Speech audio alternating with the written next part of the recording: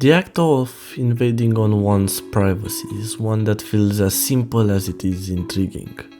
In what ways can someone invade on another's privacy? They can invade their personal space, they can invade their dignity, they can invade their belongings. In life, we often live amongst these types of invaders without ever being aware of it, without being present in the moment or aware of the surroundings.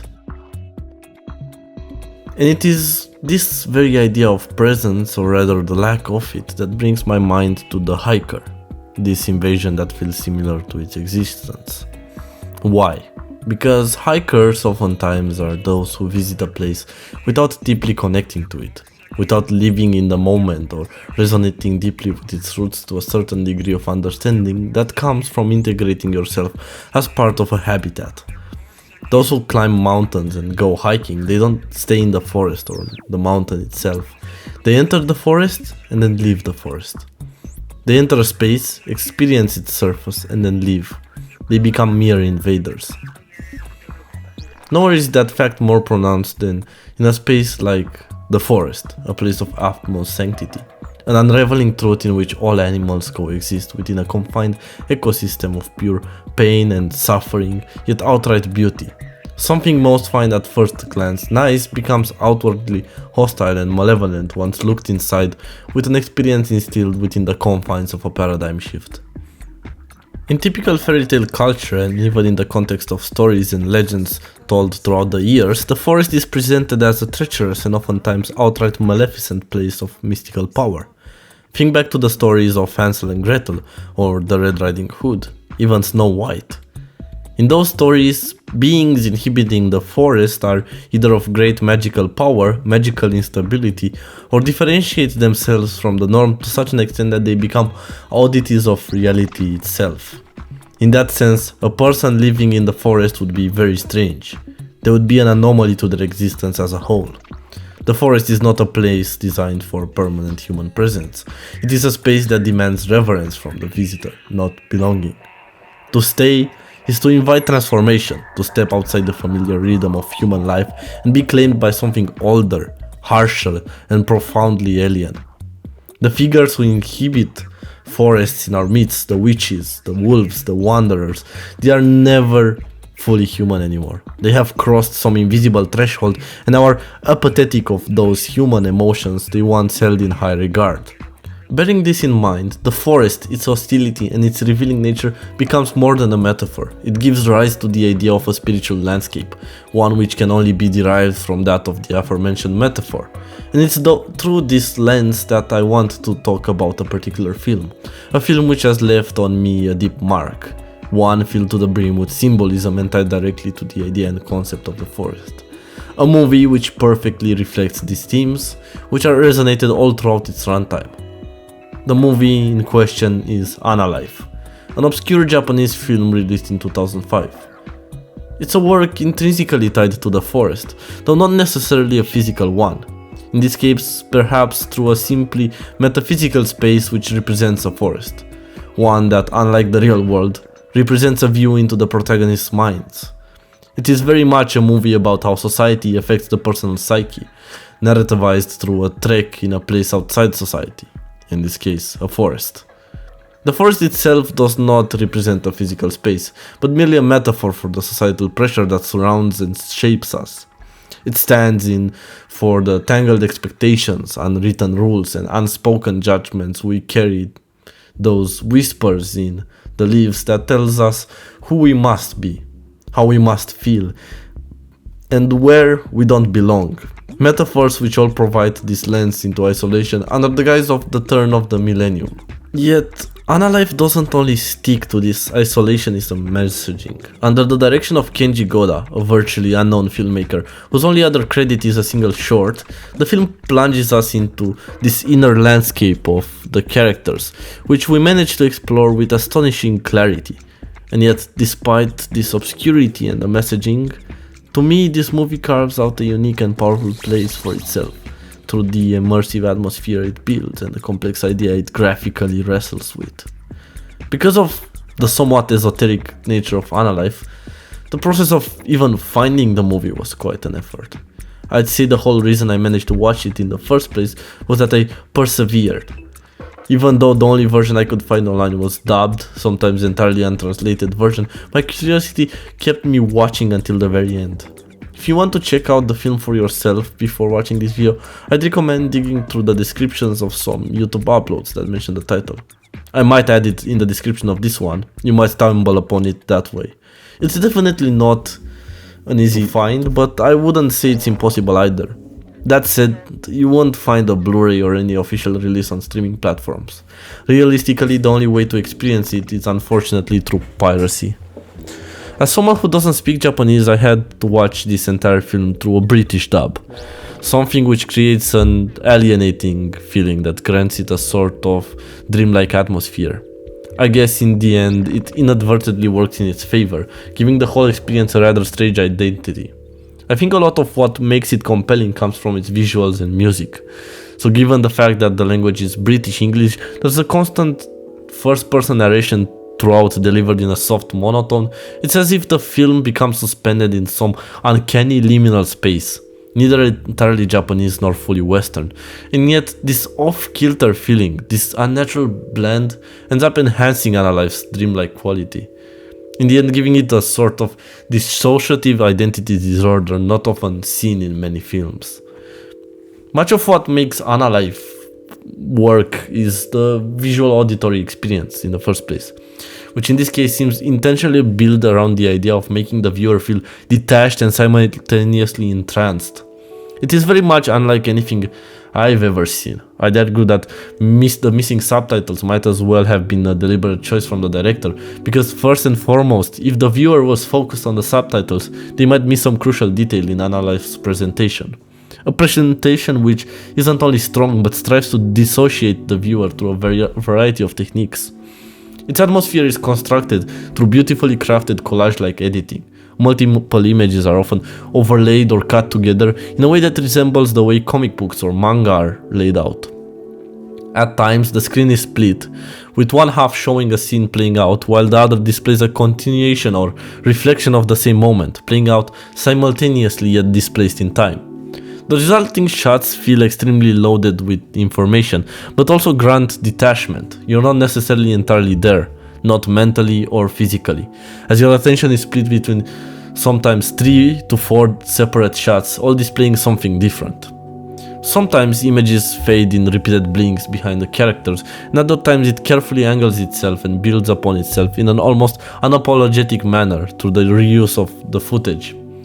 This disjointed presentation breaks apart this sort of linear flow of events and contributes to a dreamlike dissociative mood, which can also be felt throughout the writing.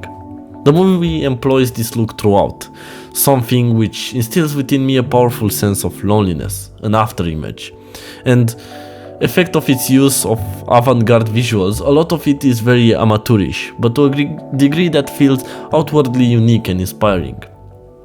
The film evokes a powerful sense of emotional numbness, which not only becomes a part of the narrative but becomes part of its entire identity. Sometimes the footage used is either slowed down or reversed, as well as suddenly cut and inserted in such a way that seemingly unrelated moments, glimpses of background characters for example, help construct an atmosphere that grounds the viewer in a kind of eerie mundanity. Objects, when mentioned in dialogue or thought, often appear via soft crossfades, subtly reinforcing the fact we are watching this through a protagonist's inner lens. One thing the movie does, which to me appears really interesting, is draw the camera real close to the character's face.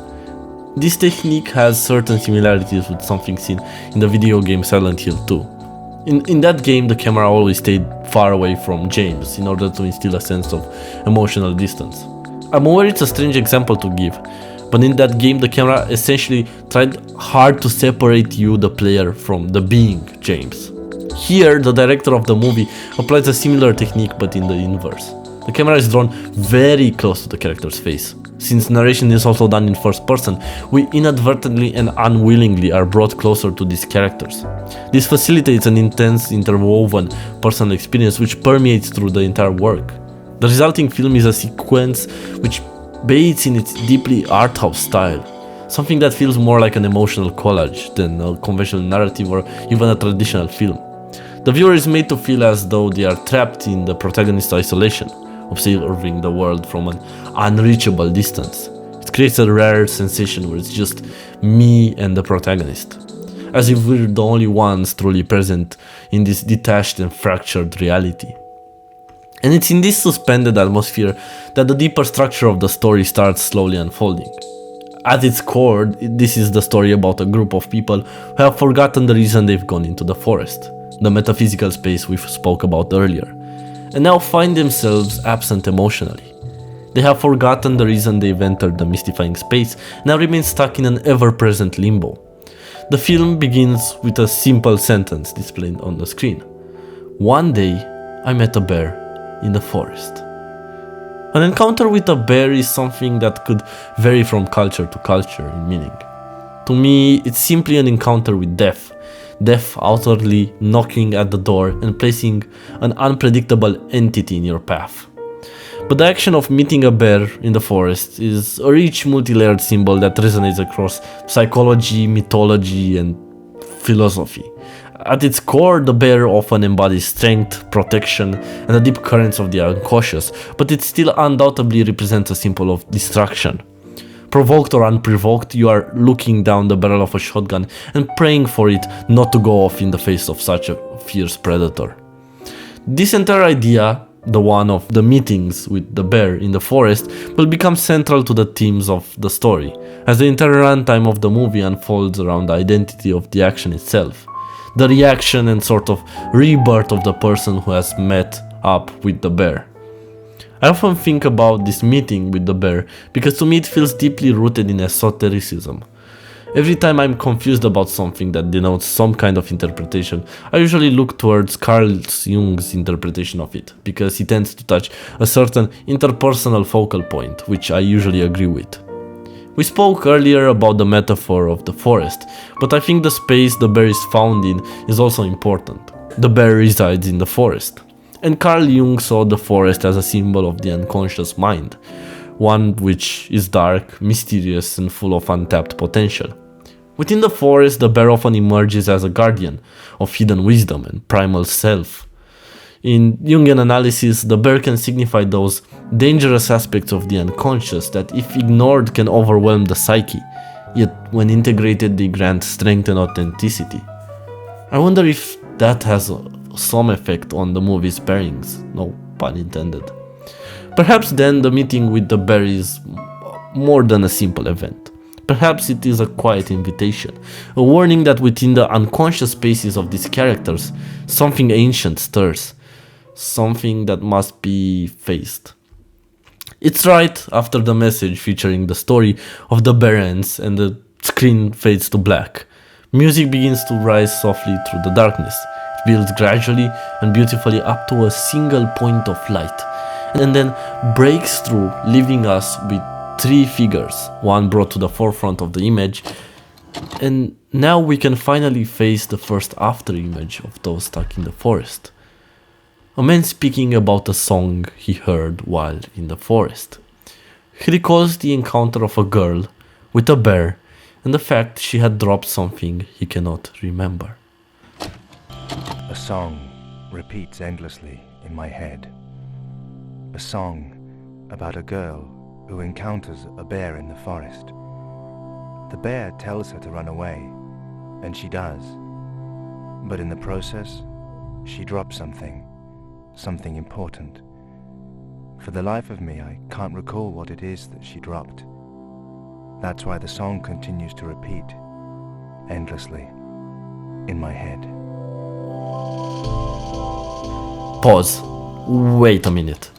The bear, as I said earlier, can be a lot of things. In many Native American cultures, the bear is revered as a teacher and protector. It stands for healing, introspection, and grounded power, appearing in rituals that call upon its guidance for physical and spiritual well-being. Viking lore frequently associates bears with tenacity and fierce protectiveness. Some sagas even suggest Vikings kept bears as companions or symbols of clan strength. In Chinese symbolism, bears represent courage and perseverance, linked to the earth element and seen as the protectors against adversity. Japanese folklore casts bears as wardens against evil spirits, blending this reverence with caution. Since the movie is Japanese, we can assume that it took a lot of leeway from its own culture's ideas of meeting the bear, although the other interpretation cannot be ignored. Philosopher William James once asked in one of his books, "Picture yourself walking in the forest. You hear a rustling, and realize that a large black bear is ambling into the very same clearing." This sort of image creates a powerful metaphor for radical otherness, the same way a near-death scenario would normally do. It amplifies one's existential anxieties, not only about death, but about the self. Imagining a meeting with a bear is scary. That is because it entails imagining what it means to be faced with the random chance that death itself, unpredictable and uncontrollable, is dropped upon you. It creates a straight emotional response which feels carnal. Flight or fight? What if there was a third option, however? In some regards, Analife's bear here could be seen as a warning. It talks about the bear meeting a little girl and telling her to run. But why does it do it? And what did the girl lose in the forest in the first place? The characters cannot remember. If the bear is meant to protect, why is it turning her away?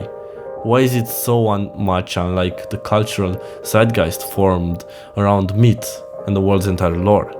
In essence, the carnivorous being asks to be left alone. Yet we, the viewers, along with the characters, never leave the forest. In the next few moments, we explore as others talk about this forest, this space, before unraveling soon to something entirely different. The forest is full of things that stir my curiosity, but when I get too absorbed in it, I become disoriented and forget where I am. Sometimes I even forget that I'm lost in the first place. This is how it was when I encountered the bear. I was lost in the forest, singing an endless song.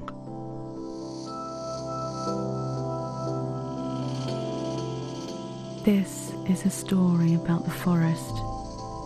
The forest has a way of changing its form, reflecting a different image in each set of eyes.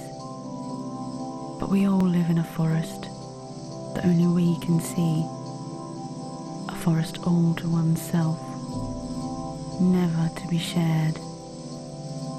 This is the story of how we encountered the bear in the forest. The story from a song we've all heard before. As their dialogue comes to an end, they disappear into the void. There remains only a memory of where the photo that was taken of them once stood. Each one wonders about what meeting the bear in the forest could mean for them. All of them lost in this mass, unable to live, all entangled in the space that only one has to himself. The title drops, and we're shown a collage of memories and entangled works of the past, present, and future. We're enveloped in absolute whiteness. The music contributes immensely to the build-up, gradually rising in intensity while layering soft, grainy textures that seem to echo through the void. It's almost unlike anything else you've ever heard, isn't it? Well, for me, not so much so. The soundtrack is composed by one of my favorite musicians of all time, Rei Harakami. His involvement is the main reason I discovered the film in the first place. That and generally a lot of googling and some asking around, which eventually led me to a working link of the damned thing. Even within the confines of this film, however, his music carries that unmistakable signature. Ethereal, bubbly synth textures layered with a grainy warmth that defines so much of his sound. There's something so uplifting and atmospheric about the way he composes. It feels like it becomes quintessential to anything he's ever worked on. In the context of this movie, this translates to a strange but very interesting dissonance between the actions on screen and the music playing in the background. A contrast I'll explore more as we move through the film's plot. Brought through an internal void, after the end of the title screen, we're on the other side. It's now time to hear the first story. On screen we're shown the number 1, indicating this is the first story of more to come. What I have not mentioned until now is that Analife is an anthology, one which goes into some quite disturbing things at that. If you somehow watched the video deaf and weren't already aware of the warnings I put in the beginning of the video, Analife contains some deeply disturbing material. And this is the point where things start to get really grim. You have been warned. We're shown one of the three people from the beginning, lying on a table, appearing asleep. Rei's composition makes us feel dissonant from him, and then suddenly pauses. The visuals distort, stretch back, and stop. Then calming music starts playing, and the scene changes to a shot of him in the car. I think the scene that opens the beginning of the first story is such a stark contrast from everything we've seen up until this point that it makes us question whether we even heard the character right. The first line to come out the mouth of the character is My first rape occurred as a casual coincidence. a line which immediately takes you out of the deep contemplative feeling the movie has built up until this point and jolts you straight up, in a way trying to get your attention back. It brings you aghast and simultaneously kickstarts the first-person narration of our first protagonist. From the moment the phrase is said, it's treated extremely taboo. In passing, we don't even have time to double-check that we heard right, that the narration starts, describing how the main character had just started university and all the serious studying he had done for the entering exams left him shattered physically and awake but spiritually hollow. He was suffering from insomnia and was overcome with an unsettling numbness towards everything in his life. To cope, doctors prescribed him sleeping pills. Halcyon, he says casually, and it is under these chemicals haze that his life begins to slip sideways. The editing keeps cutting fast between shots as he speaks about how he met a girl at a party and decided to take her home. Out of curiosity, he ended up using the drug on her, and without her permission, he proceeded to please himself using her body. He stands silent, a figure hollowed out by a sickness without sorrow. The world around him has faded into something distant and unreal, as if he's trapped behind a sheet of glass, observing life but never fully touching it. Days pass like echoes, his body moves, but the spirit inside lies dormant, almost absent, as it is affected by the numbness. He begins speaking about what things a decent girl would or wouldn't do. As he walks along a store, we're shown footage edited into 3 different shots and showing occasionally a crossfade of different products. It's not just that he feels numb, it's that the world he inhabits seems built to encourage that numbness. As he puts it, In other words, in the city, an individual's crisis quickly becomes buried under the massive bulk of information and material possessions, like products lined up in a rental shop or convenience store. grief, despair, isolation, all are flattened into background noise, lost among advertisements, routines, and endless things to consume. There's no room left for the song he once carried, no space for the voice of the soul. He's in the forest, only the endless shuffle of objects, data, and hollow faces are permitted here. In a world like this, numbness isn't an accident. To him, it's simply survival. Around him, people blur into shapes. Faces that once might have held meaning now seem as distant and unreadable as trees in a forest. Their voices, once vibrant, now sound like the soft, meaningless rustling of the leaves in the wind. The forest of humanity has grown silent to him, not because they have changed, but because he has lost the ability to hear them. After he finishes university, he loses his insomnia and mentions how people have become mere nothings that surround his body. But the numbness remains. I am numb to the feelings of others. I feel surrounded by people who, unlike me, have no deep thoughts or emotions. To me, they are like trees in a forest, and their voices are the rustling of leaves. I feel alone and scared. Once there was a song inside him, a melody that gave weight to living, a small thread connecting him to joy, to sorrow, to anything at all. But somewhere along the way, he forgot it. Without the song, the world becomes unbearable in its dullness. Beauty, suffering, love all becomes flat shadows against the grey wall. Without that inner music, life feels like a mistake unfolding slowly, quietly, without protest. He can still hear the song, but the details are fuzzy, lost to time, as it gets louder and louder and feeds into his need to commit the terrible act. Isolation settles into him like stone, calcifying around his heart.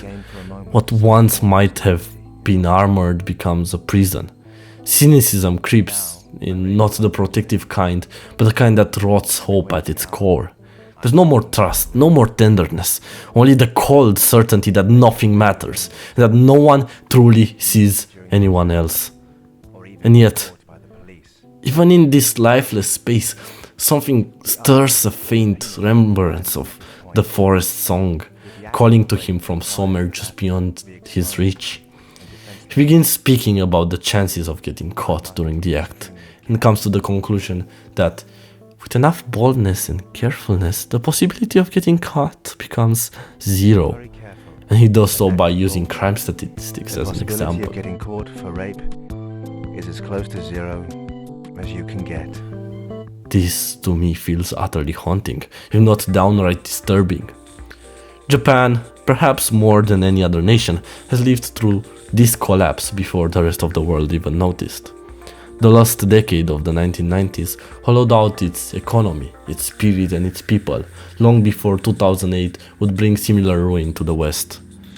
And now, as loneliness grips entire generations globally, Japan's early symptoms, its hikikomori, its evaporating connections now stand as warnings left unanswered by the rest of the world.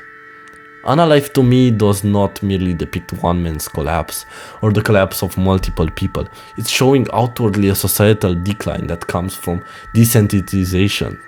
Of course, this desensitization stems from the base of some sort of mental illness or form of psychopathy. But without a doubt, it showcases the way individuals felt at the turn of the millennium. It's mostly felt through the theme of isolation and discomfort, the alienation of consumer culture created in the early 2000s. I often wonder how people view their own lives. Are their prisms of reality simple ways of expression? Can they show sympathy to someone they don't relate to? It offers a grim mirror to a society where numbness is not an aberration, but a quiet, viral truth. The same numbness that could be felt throughout multiple works during that period of time. I think the first that comes to mind, at least for me, is the British TV series Jam, which coincidentally came out right in the year 2000. Analife and Jam sort of have some similarities to each other. They seem entangled, probably because they are both very self-referential and deeply self-indulgent and characterized by a kind of stylistic detachment. What stood out as the most significant aspect is that both shared the sort of disconnected British voices I was talking about earlier, and often surreal visuals coupled with an ambient soundtrack. It's like the show and the movie are trying to calm you down while showing you increasingly disturbing things. It creates a straight up narrative dissonance. We get conflicted as to how we're supposed to feel since the characters are so detached from their actions. While Analife is far less humorous than Jam, there's a similar undercurrent of surrealism bordering on avant-gardism followed by discomfort running through both. It's probably derived from the experimental essence of the dark comedy, which is sort of bled throughout Analife's visuals and plot. Although while a lot of Analife's plot sounds like it's building up to a punchline in theory, in practice it ends up feeling simply grim. So as such, even when following such a complex character who essentially belittles and destroys others through his actions, invades them physically, we're never sure whether to hate him or beg for his redemption in some regard. None of the answers are right. One could ask for forgiveness, but is there any act too big for forgiveness? In my opinion, yes. But this movie likes toying a lot with the idea, so it deliberately tries making it even worse feeling. That it's been so far by showing us a collage of moments from his life that plays as he speaks about the fact he can keep going despite the horror of his actions, because he convinces himself that they are the reason he survives. Without them, he claims, he never would have graduated, never found a job, never held on to a girlfriend. But even as the world around him insists he's functional, inside he remains a hollow adrift, untouched by the lives of others, claiming it has ended up spreading to even himself. He now simply goes through the motion of living, but everything feels distant. I no longer have any sensation in my daily life. When I eat, I can taste the food, but it doesn't fill me. When I bathe and shave, I feel as if I am bathing and shaving someone else. And that song about the girl in the forest continues to resonate in my head.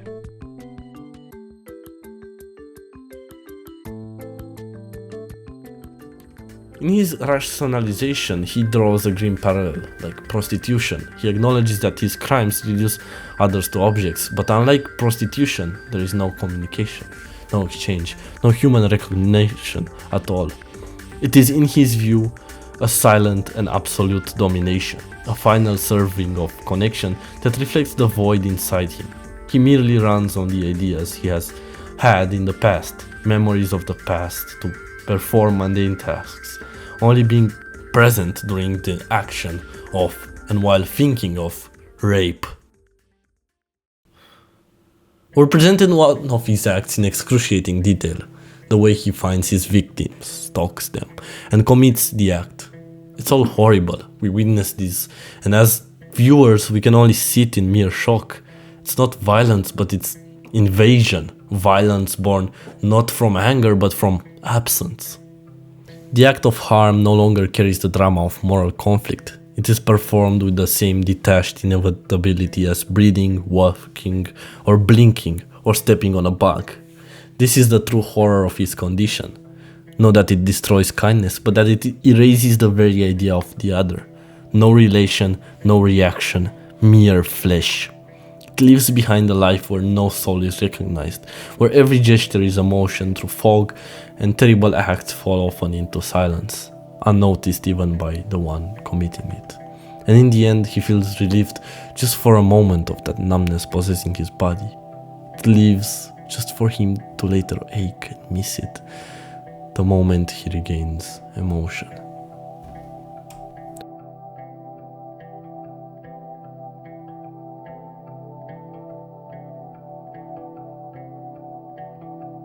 But the world, even muted and broken, still breathes, and one day it answers him. He's caught, dragged down and brutalized by a group of men, subjected to the same kind of invasion he once inflicted on women. It is not framed as justice, it is something older, more indifferent. A symmetry, a closing of the circle, delivered without mercy or meaning. Divine punishment in its most sincere form. The trees bend towards the middle, grabbing his limbs and forcing him through terrible acts over and over and over and over again.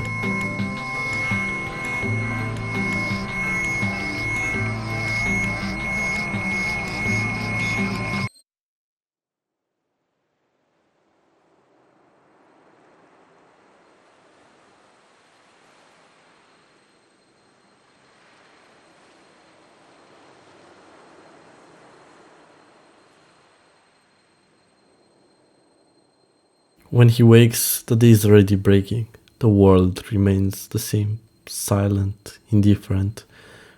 But I lost something within all him sense of time. stirs. It was already light when I came to. I went home, filled the bathtub with hot water, and soaked my aching body. The song about the forest blared louder and louder in my head. The hot water stung my anus. I dressed and headed for the proctologist's office.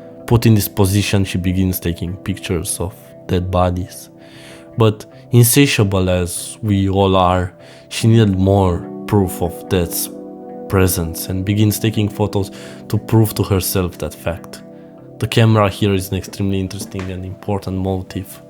Here as a means to proving to her where death ends and she begins. Her photographs intrude on those who have passed on to the other side, not taking a picture of when they were alive, but when they've been murdered, their rotting and their slow disfigurement towards utter disgust. Yet she doesn't feel like it, so she begins exercising in order to feel alive. The sound of her heart and lungs tell her she's still alive and make her feel a disconnect from death. For a moment, she's away from the fear of non-existence. The rot, disfigurement, decay to contrast her still breathing, generating heat, still existing. For a moment, she finally proves to herself she isn't dead. Still, we all feel the need to justify our missteps, and she's no exception. She claims a dead body is no longer a person, that the person can at that point be captured as a photograph only when the being has become an object. In that loss of personhood, the feeling of capturing the moment raptured in time becomes numb, similar to the act of decomposition. When a body is filled with air and becomes a lifeless entity, it becomes functioning as something else, an ecosystem, a lack of life in the absence of the self. She goes on further to explain how she photographs each step of the decomposition, placing them into computers and applying different effects, colors, flips, death with whirlpools, death divided into parts, etc. On a bit of a personal note here, I myself think I'm a person who loves photography, taking pictures of environments and things, less so people. It's not that people are boring, but the idea of it feels off to me. Perhaps in my search to remember the things I want to remember, the least are people, because frankly they're still alive. I'd rather have my imperfect memories of them in my mind, presenting the person alive, rather than the alive person stuck in a snapshot of time. Maybe my memory of their face might have looked different, but I think I prefer imagining the way they look is cemented in my memory that way. The fear of forgetting their face becomes secondary to the wish to remember the true person in motion that appeals to myself. Capturing things that are alive isn't the purpose of data, not in my view. Something alive shouldn't be part of technology. It's unnatural. It reminds me of the Master in Fallout 1. A character who's still alive is tied directly to technology. It's not only the symbiosis, but the idea of life possessing machine that feels long. So, taking that into account, I can understand her need to photograph the dead, but what perplexes me is the need to do so without consent, after the murder. It's playing with a person's honor, even if death is meaningless to you. To me, it still results in invading directly on their dignity, like that which came before. He who invaded the personal space acts the same with the bodies of those who have passed away. That is her greatest sin. Although in her case it appears to stem directly from some sort of trauma, a detail we learn not long after the fact. She talks about an incident from a year ago, when her friend was sexually assaulted in her own home. A stranger entered her home, the same one as in the first story, and committed the vile act. The woman tells us about how her friend came to her for support, and they became very close and eventually became a couple. The woman recounts how she enjoyed being with the friend and even became a lover worth more than anything else in her life. One day, they went to buy her a computer. They had loaded every part into the back of the car. They had stopped over for tea, and then while heading home, they stopped at a railroad crossing. The red warning lights were flashing. Suddenly, she opened her door. She looked at the woman and said something, but she couldn't hear what her lover said because of the warning bells. She had a smile on her face, and it sounded like she said, "Give my regards to the bear." The woman tried understanding what she had said, but it was too late. The lover ran out on the railroad tracks, and in a moment, she was run over by an express train. The woman returns to the metaphor of the statistics. 1 year at the end of the century. 875 people committed suicide. That's an average of 54 per day. According to one statistic, suicides occur most often on Tuesdays and Thursdays, and least often on Sundays. That day was a Saturday. That was my first actual experience with death, and I was left with a computer and an obsession with death.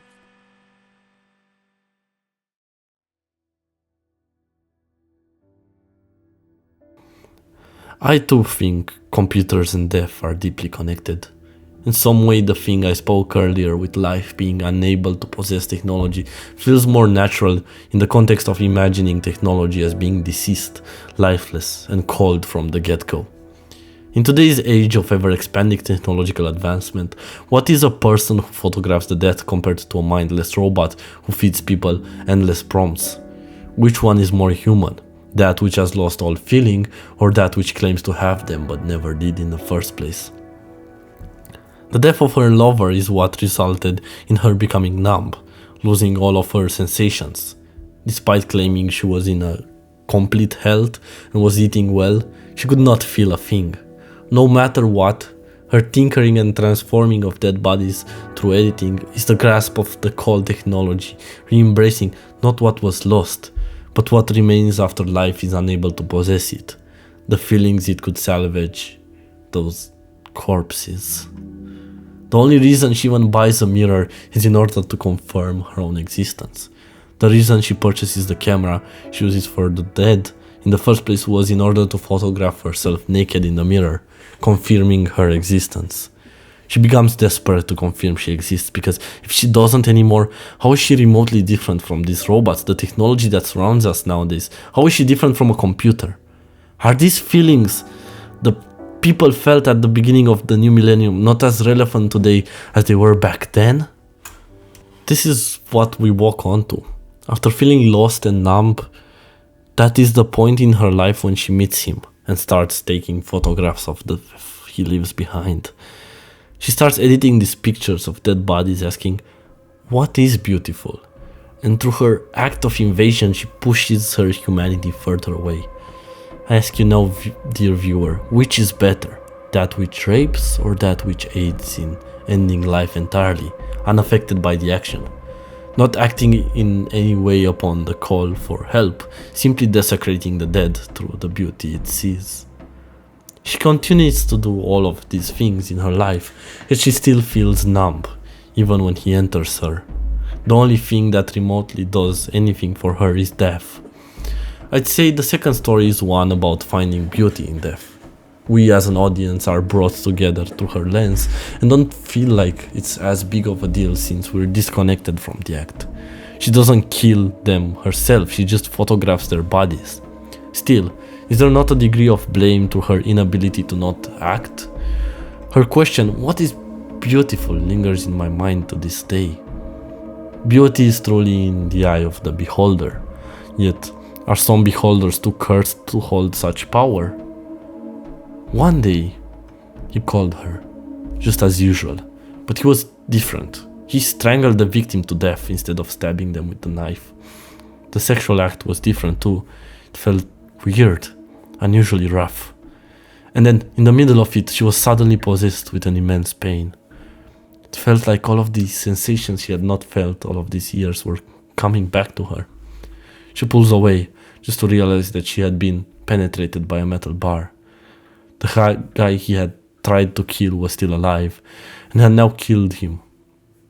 She hears ringing before waking up alone, and going like the previous guy to the proctologist's office. It isn't a penis. It's a steel pipe.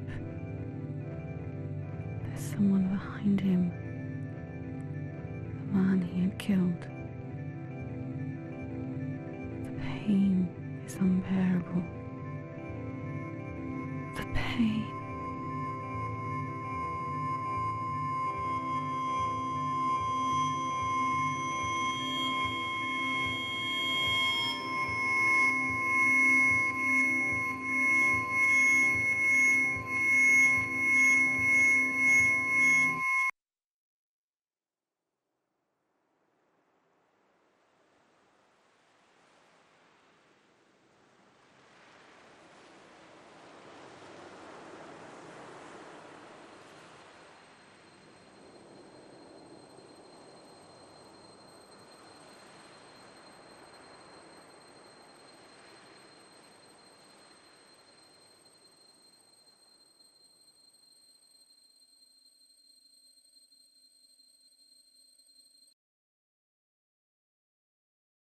The third story begins with soft music playing on a dark backdrop as the windows from an apartment building start slowly fading in, each window showing a different life, a different person living in the confines of their space.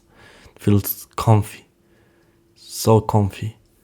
For a single moment, this shot of all the windows portrays a sense of individualism like I've never seen or felt before.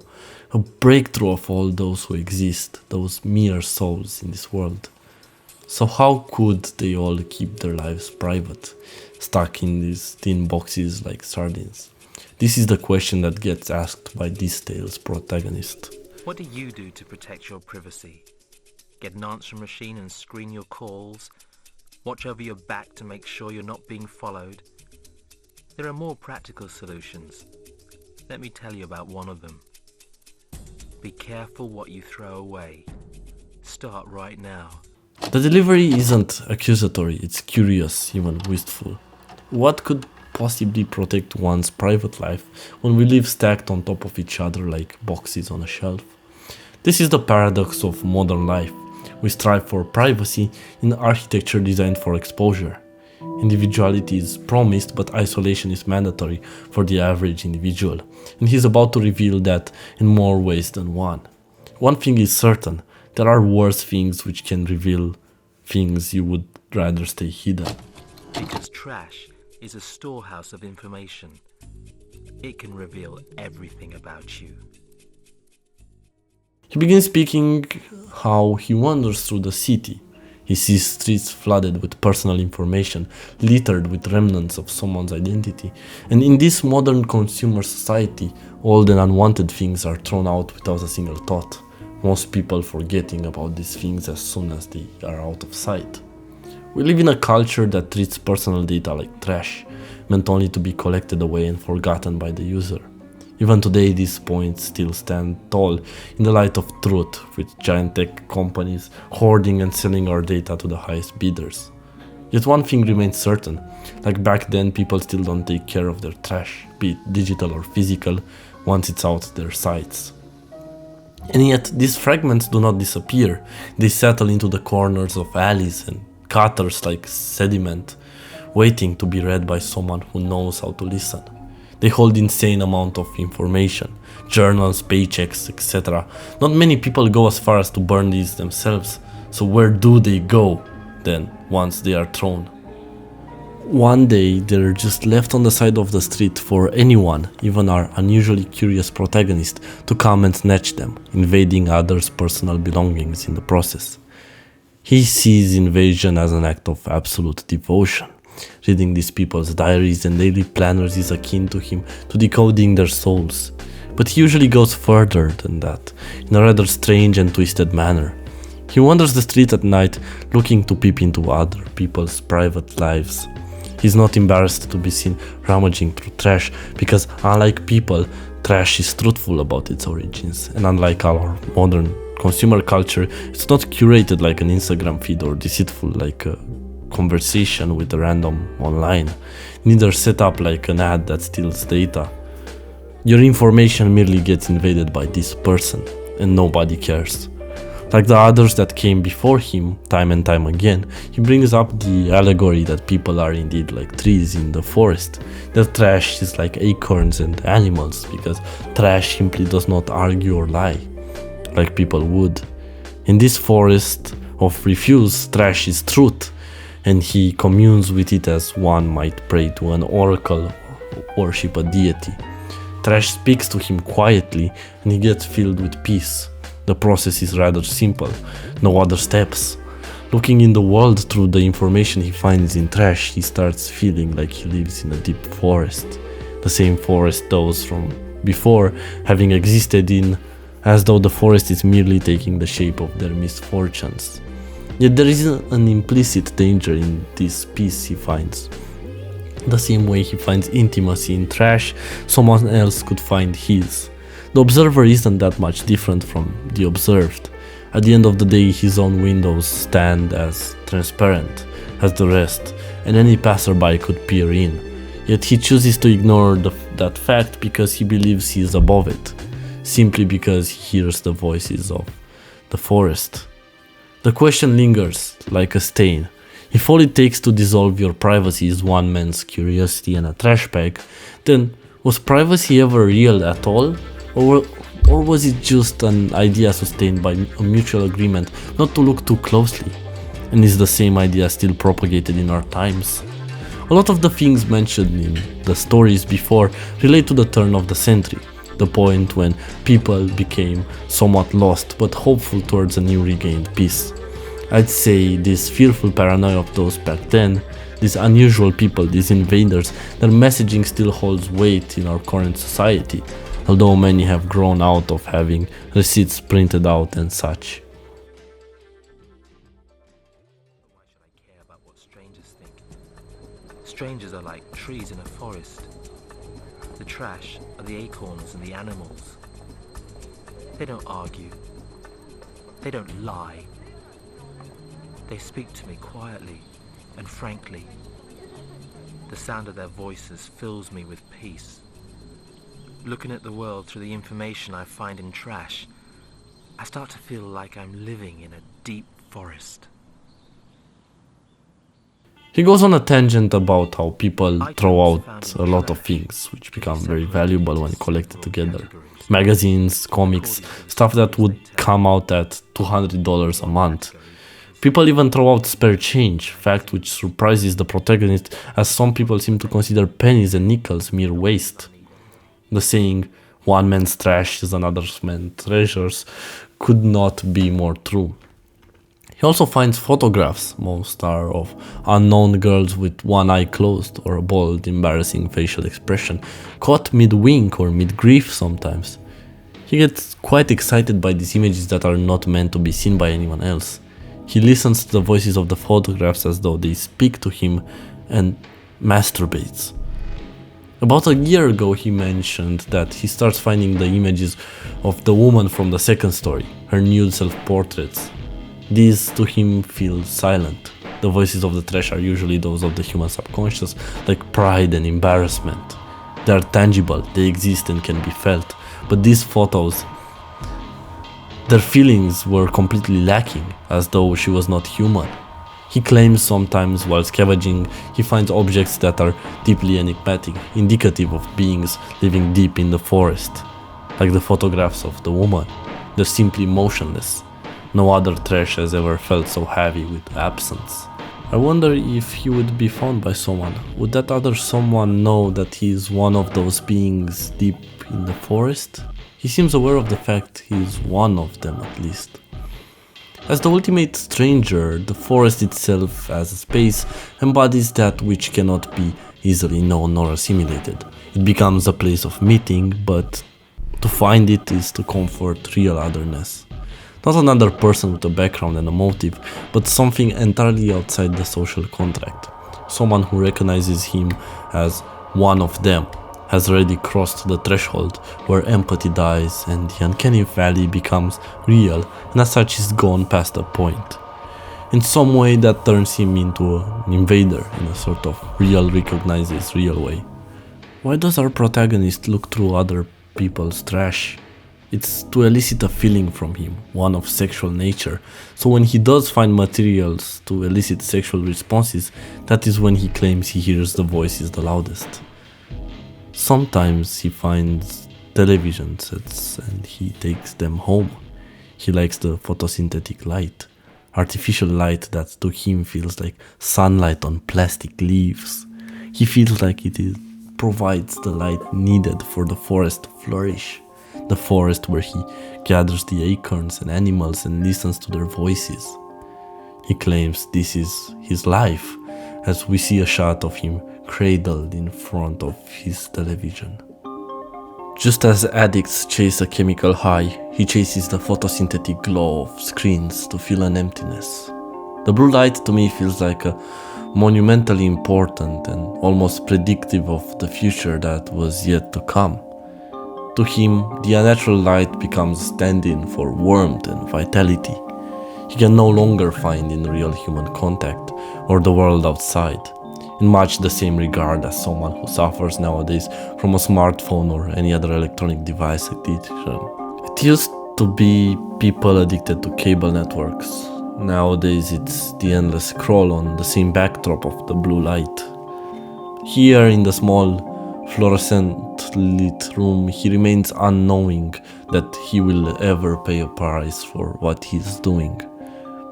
One day, he found a trash bag full of tapes, photos and CDs belonging to what appeared to be a woman. In all of the pictures there was the same woman, the one who was sexually assaulted in the first story, the lover from the second. He finds a letter of hers detailing how her boyfriend at the time was being childish and immature, detailing a variety of things in his life which were dragging her down. The protagonist claims that since the letter is unsent, by rummaging through this person's trash, he has learned more about her than anyone else could learn, and as such, he argues that trash is a treasure trove of information. He cannot validate the existence of his own life because the creatures of the forest have no awareness of the self. He says that even families that look completely normal hide their own secrets. He goes ahead and details the life of this family, how dysfunctional they are despite their societal appearances. The daughter being high on drugs, the mother being an alcoholic. It does not matter, as they inevitably lie to each other as well. The only thing that does not lie is trash. Go out for a family dinner. I can hear the conversations they have through the items in their trash. The voices are frighteningly quiet and laugh like chills up the spine, like the murmur of sounds in the forest. From the outside, the light in the forest looks alluring, but take one step forward and you are sinking in quicksand. It's a feeling not unlike ecstasy. I try out everything I find that can still be used. When I found a set of He says he uses everything he finds in trash, shaving cream, beauty products, etc. One day he found a set of enemas in the trash and decided to use them. The first one was normal, it made his stool be more regulated, made him feel better. But the second one seems to have been laced or poisoned, as he feels his anus begin burning, almost like the ones who have come before him. His pain becomes unbearable, as he gets almost divinely punished for his intrusion. With no other option, like the ones who came before, he heads out to the proctologist's office.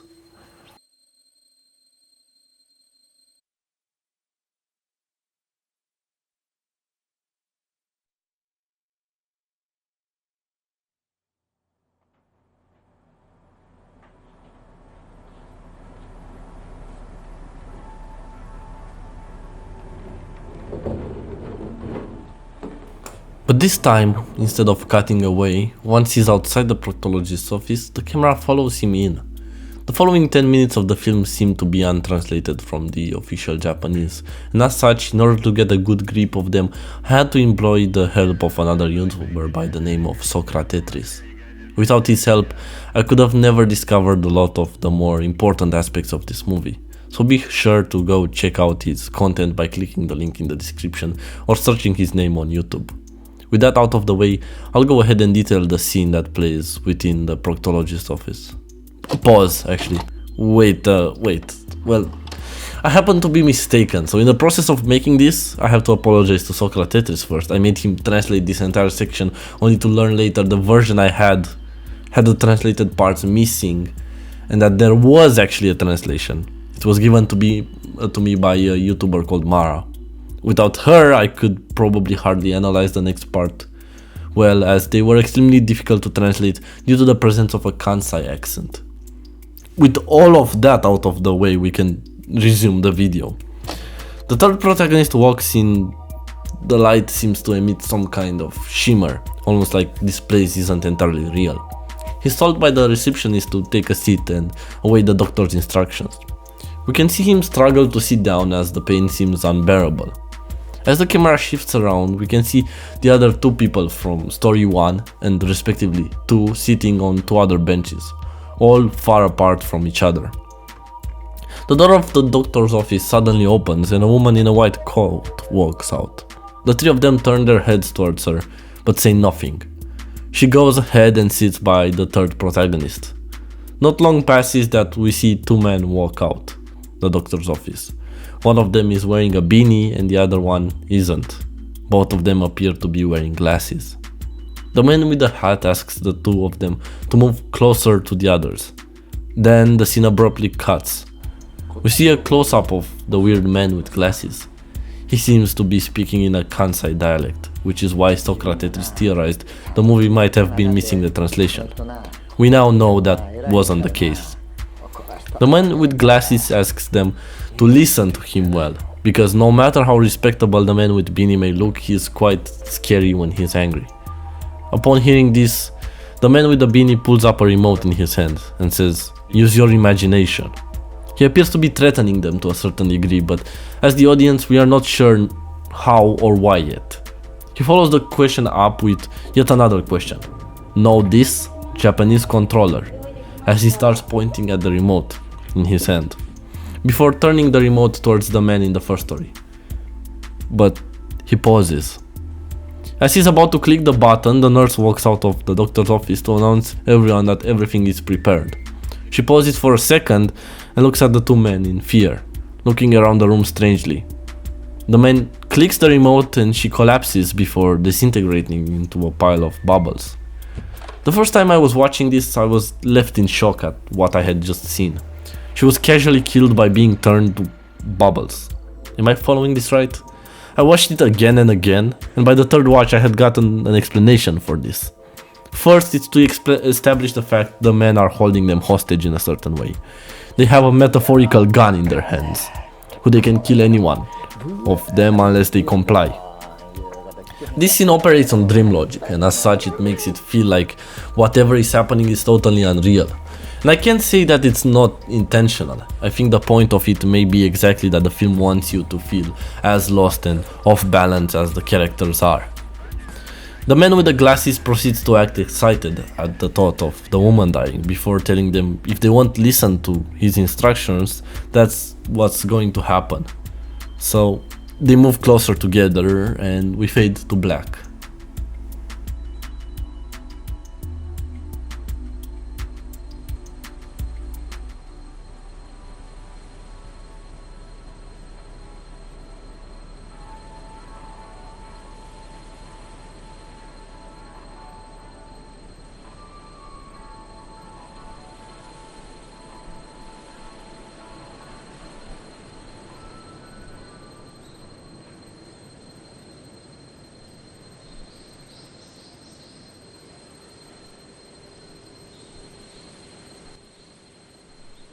The next moment, we found ourselves in the same forest. Thinking back on it, I see now that we had been repeating the same things over and over again in order to find each other. It was inevitable. I finally realized that it all happened for this single moment.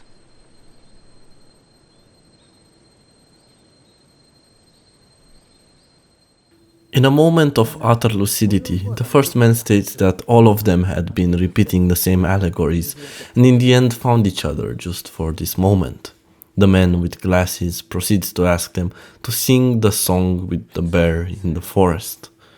They take turns, but the man once again stopped them because the woman from the proctologist's office wasn't singing.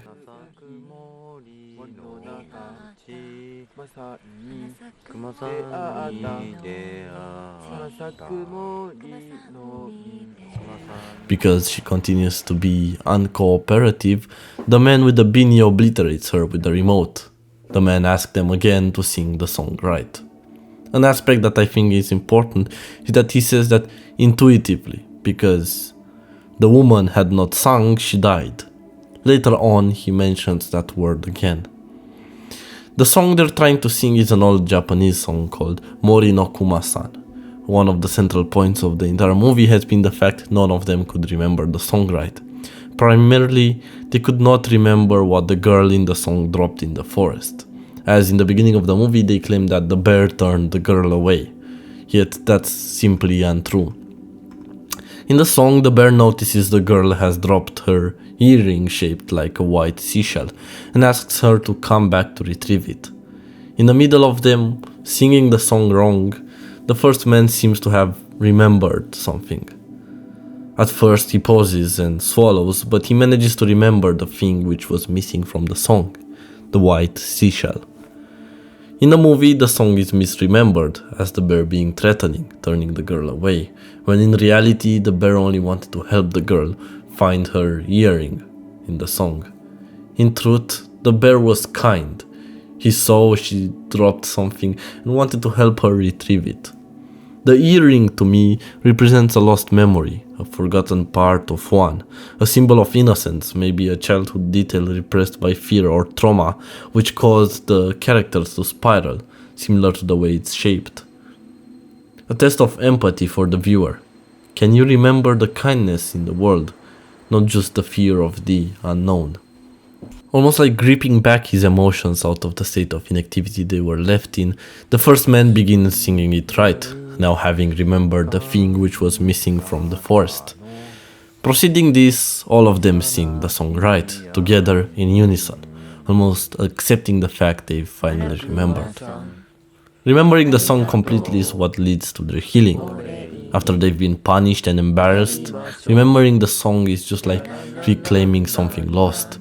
It allows the characters to break free of the loop. They can now stop endlessly singing it, enacting pain on those around them to cope. The man with the hat praises their singing, calling it delicate and naturally forward, but most importantly using the word inevitable, before saying that the song isn't very realistic. The man with glasses also tells them they did it well and asks them to pay attention to them. As music starts playing, the sun finally breaking through the leaves of the forest, a shot of the woman's eye, seeing the light finally break through after such a long period of darkness is shown. The two captors continue their speech. The headman says, "A spaceship, right? Without a spaceship you can't go to space, right? A spaceship is like a refrigerator. It cannot power itself.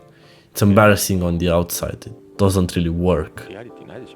That's not realistic, is it? Understand? See, you can't imagine it." Their metaphor, a spaceship is like a refrigerator, it cannot power itself, is a mere comment on the need for external help, a scream for those who cannot help themselves to reach out and to escape their mental prisons.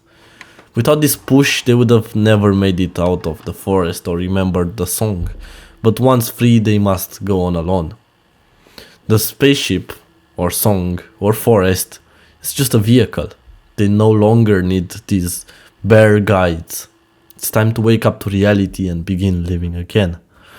The man with glasses follows, "It's about time to end this. You all can do whatever. Whether you go back or go to space. Are we good to go?" They then both proceed to turn into chrome bears. The one who was previously the man with glasses tells the other, "Good work today," before they both disintegrate, leaving the trio in the forest. The two men first appeared as cryptic, then threatening. They appear to be some sort of gatekeepers, but they're also symbolic bears. Apart from being real ones, as I said earlier in the video, Japanese folklore casts bears as wardens against evil spirits. So perhaps this distorted benevolence is what their goal was all along. As I said earlier, the Jungian forest has played a huge part of the entire ordeal. Essentially, the movie was a big metaphor for the Jungian forest, and especially the meeting of the bear. In Jungian analysis, the bear can signify those dangerous aspects of the unconscious that, if ignored, can overwhelm the psyche, yet when integrated, they grant strength and authenticity, something which occurs in the movie's ending. In that forest, the protagonists perceive every person as a silent tree, and every voice as nothing more than a faint rustling of the leaves, too distant to grasp, too alien to engage. Their inner fear becomes what causes them to isolate, to run away, drowning out any chance of true connection, reinforcing the belief that no one can reach them. And yet, in the end, by listening to the song and remembering what made them human, the characters integrate their mistakes and are finally able to forgive themselves, forging out of their mental prisons. These people have been trapped in an emotional time loop for what feels to them like eternities. The story was never about escape in the physical sense. It was about reconstruction of identity through shared memory and truth. Once they remembered who they are and who each other is, They are finally set free from the shackles which tied them down to their sins. The image gradually breaks as the music continues rising, almost forming a different scenario before zooming into the darkness between the trees. Inside it are memories from the beginning of the movie to now. Time seems to go back at an accelerated rate, showing us these people's histories, childhoods, in a beautiful existential edit.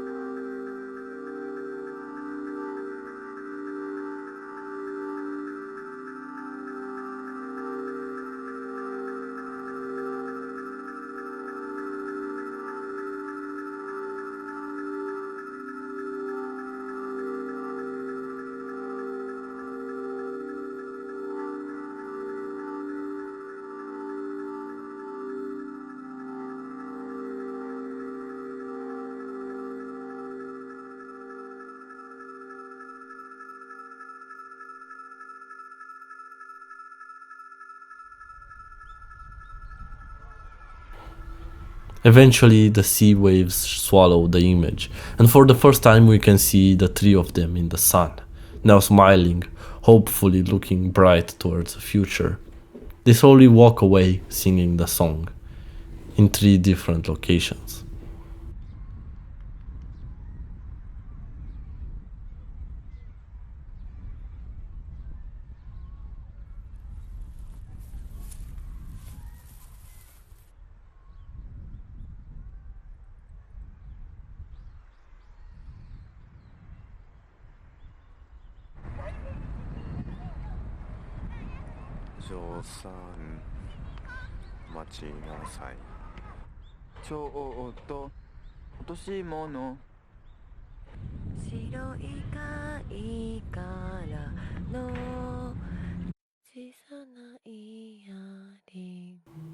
The credits start playing, but we get one more interruption. The speech portrays hopefulness towards the endless expanse outside the forest. Being finally free from the horrors of the forest, they're unable to be protected or sheltered.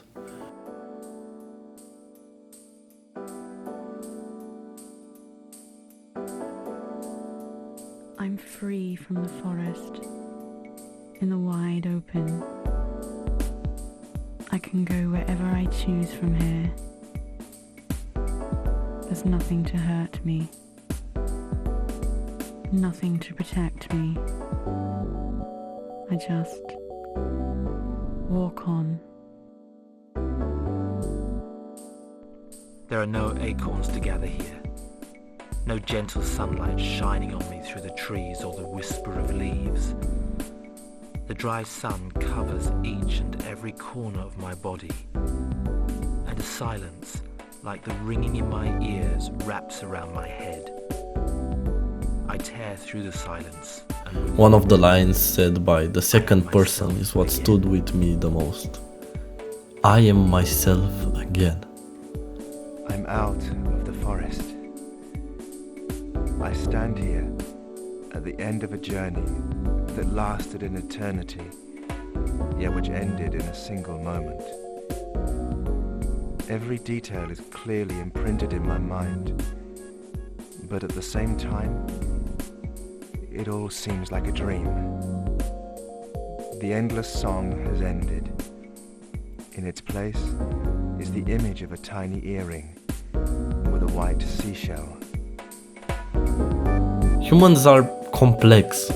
Someone's mistakes can never be fully rectified or erased, and it's not something the story demands of us as the audience.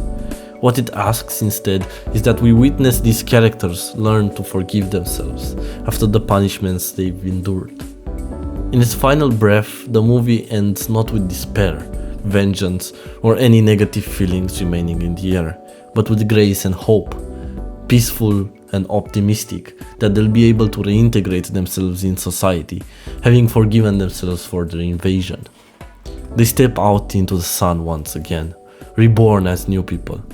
Scars and all, time heals all wounds, and in the face of adversity, sometimes forgiving yourself and learning to walk out of the deep forest is maybe what one needs to rejoin a world that awaits their return.